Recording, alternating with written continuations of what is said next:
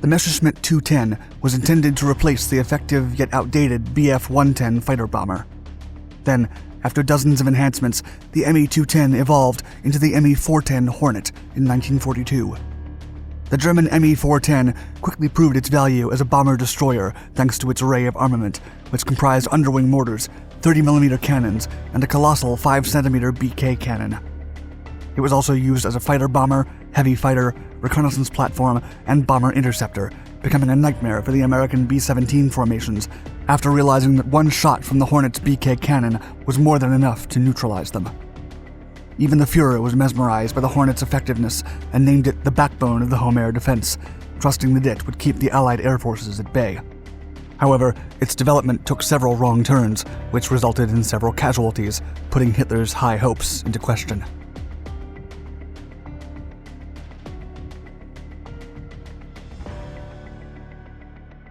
Messerschmitt Bf-110. During the 1930s, when the German rearmament was discreetly resurfacing before Hitler's rise to power, the concept of the heavy fighter aircraft was born. Air warfare had come a long way since the first days of World War I, and all major world powers were developing new doctrines in aircraft for a new age of combat. The Americans, British, French, Germans, Japanese, and Soviets were now experimenting with unique designs that could carry more than enough firepower to protect friendly heavy bombers and also be able to blast their way through enemy formations. Germany's response was the Messerschmitt Bf-110, which went through several modifications before the outbreak of the war. Despite its faults, it proved to be a reliable weapon. The Bf-110 successfully spearheaded the air assaults over the skies of Poland in 1939 and the posterior blitzkrieg campaigns of Norway and France during 1940. However, it was not without its disadvantages. The limited maneuverability of the Bf-110 became very noticeable during the Luftwaffe offensive against the British during the Battle of Britain, when it became easy prey for the faster and more maneuverable British aircraft. Historian Martin Windrow said that the Bf-110 was, quote, easily identifiable from long distances. Its acceleration and speed were insufficient to allow it the luxury of avoiding combat. It was sluggish in evasive maneuvers, its turning circle was wide, and with its large wing and tail surfaces, it presented a good target. The destroyer became the destroyed. Consequently, the Luftwaffe began searching for a new replacement, while the Bf-110 was relegated to a night fighter role. The aircraft excelled in this new position, becoming an essential asset to defend the motherland from air attacks conducted by the American 8th Air Force. Meanwhile, Willy Messerschmitt, the head of the aviation company that bore his name, was asked by the Ministry of Aviation to develop an improved version of the Bf-110. He complied, but developed a new aircraft instead. It was called the Me-210. Messerschmitt Me-210. Like its predecessor, the Me-210 was also a twin-engined aircraft that could be used for many roles, except that it turned out to be more problematic than the aircraft it intended to replace. Messerschmitt had begun developing it in 1939, almost when the Bf-110 entered service.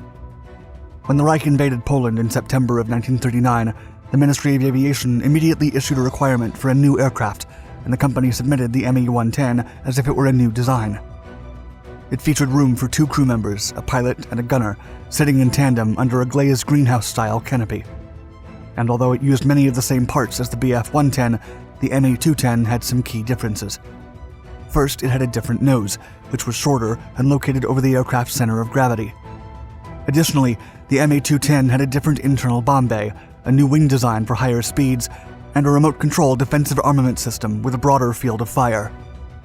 The main armament of the Me-210 consisted of 2 20mm MG-151 autocannons and 2 7.92mm MG-17 machine guns located in the nose.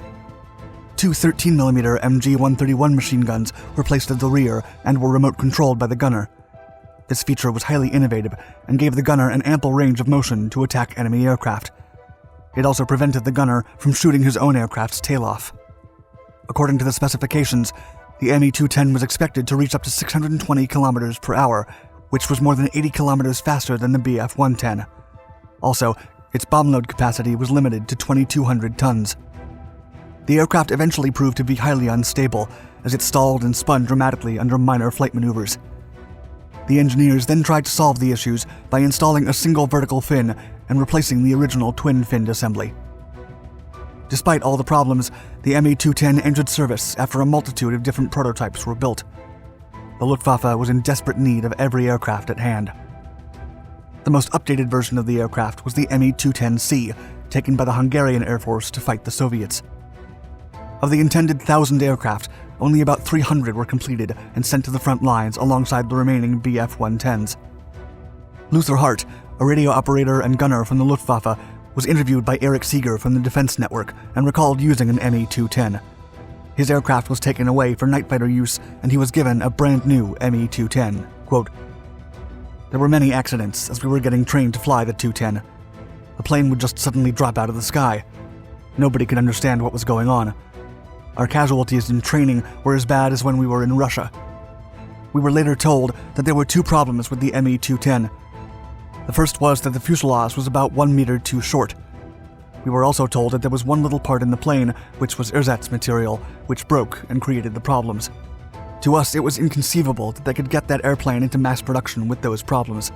They should have found that out beforehand." Like Hart, many crews were given Bf-110s, while the Luftwaffe kept working on another heavy fighter that could replace it. That aircraft would be the Me-410, which Hart called, quote, "a very, very good airplane, but it came too late in the war. During training, one of the Me-410s actually shot down a captured American fighter, a Mustang." Messerschmitt Me-410 Hornet. The Me-410 Hornet was the most improved version of the short-lived Me-210 design. Still, the company gave it a new designation to differentiate it from that failure.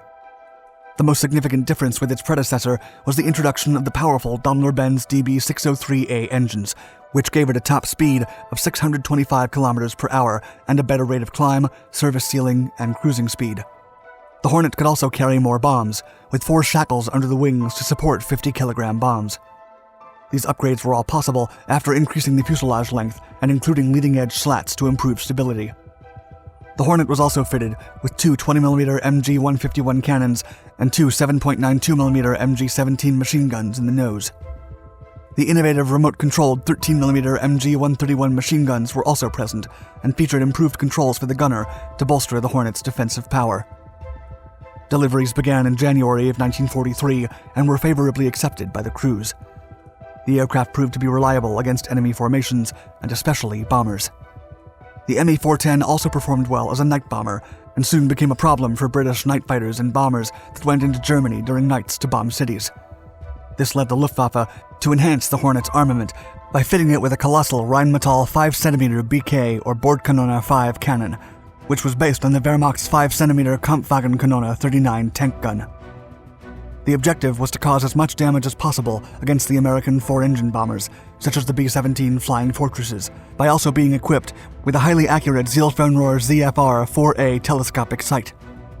This new bomber-destroyer configuration featured the lethal cannon in the undernose bay alongside an extra pair of machine guns, and the idea was to bombard the enemy aircraft before they came within range of the B-17's defensive fire.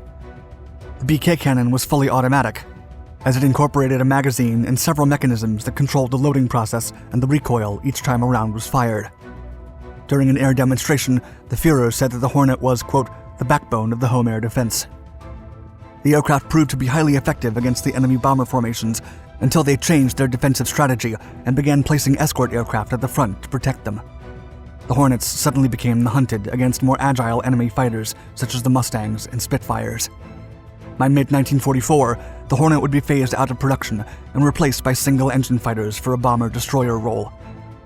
The surviving examples were used for reconnaissance operations and were last seen during the Allied invasion of Normandy in June and July of 1944. Thank you for watching my video. Please like and subscribe to our Dark Documentaries channels to find more exciting historical content.